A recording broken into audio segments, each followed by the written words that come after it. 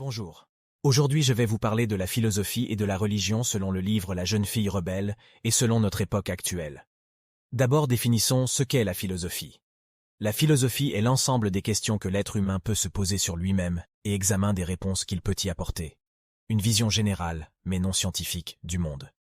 Je commencerai par donner mon avis sur la religion dans le livre qui se passe vers les années 1347-1360. D'abord la religion qui est représentée dans le livre est la religion chrétienne, on peut en être sûr par la géographie et les allusions à la chrétienté. La religion à l'époque du XIVe siècle était très importante. On peut voir que Marguerite, quand elle ne sait plus où aller, elle s'enfuit directement dans un couvent avec des sœurs. On pense qu'elle se sent en sécurité là-bas, donc elle y va quand sa vie est en pagaille. Nous pouvons aussi prendre l'exemple de son père qui acheta un clou qui a servi à la crucifixion de Jésus pour que ses prières soient exaucées et qu'il ait un fils. On peut en tirer que la religion est importante pour la plupart des personnages.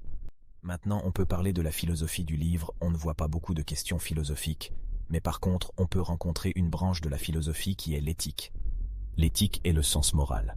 On peut voir que le père de Marguerite n'a aucun scrupule à la marier de force, et contre son gré, ceci est un manque complet d'éthique. Pour poursuivre, je vais vous parler de la philosophie d'aujourd'hui et de la religion de nos jours. Je me concentrerai sur la religion chrétienne, car c'est la seule qui a été évoquée dans le livre. Commençons par la religion astérisque. De nos jours, nous sommes libres de pratiquer ou pas, et de croire en une religion ou pas. Et à propos de la philosophie aujourd'hui, c'est un scandale de marier des gens de force, autant que les mariages arrangés. En Belgique, France, c'est illégal et contre l'éthique. Qu'on soit clair, je prends la même géographie que dans le livre, car dans certains pays moins développés, c'est toujours aussi normal pour les gens de se marier pour régler des conflits entre familles, pour de l'argent, etc. On peut aussi souligner que Edmond et Marguerite étaient des parents proches, ce qui est considéré aujourd'hui comme de l'inceste entre cousins. Ce qui est toujours aussi scandalisant aujourd'hui, mais totalement normal dans d'autres pays. Je pense notamment en Thaïlande, Amérique latine, certains pays de l'Afrique du Nord. On peut remarquer que l'éthique et la philosophie ont pu évoluer. Nous avons une théorie là-dessus, c'est que, en faisant développer la philosophie, ça nous a permis de comprendre beaucoup de choses, notamment le fait que d'obliger des gens à croire à certaines choses était simplement mauvais, méchant et inhumain. Ce qui explique le développement de la religion. Encore une autre branche de la philosophie qu'on peut distinguer dans le livre est la logique one.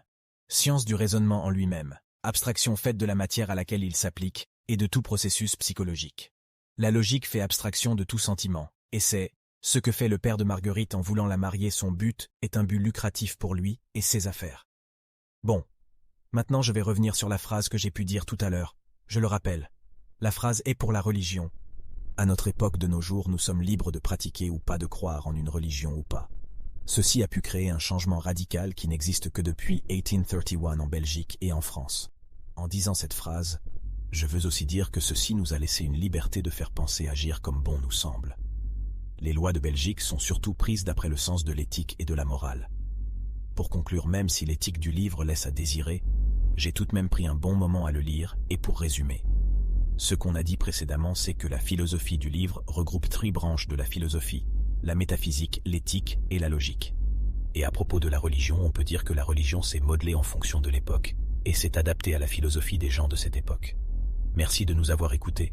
On espère que la vidéo vous aura plu. N'oubliez pas de vous abonner, et bonne journée. Veuillez poser les questions à Mehdi, Adin et Ilias.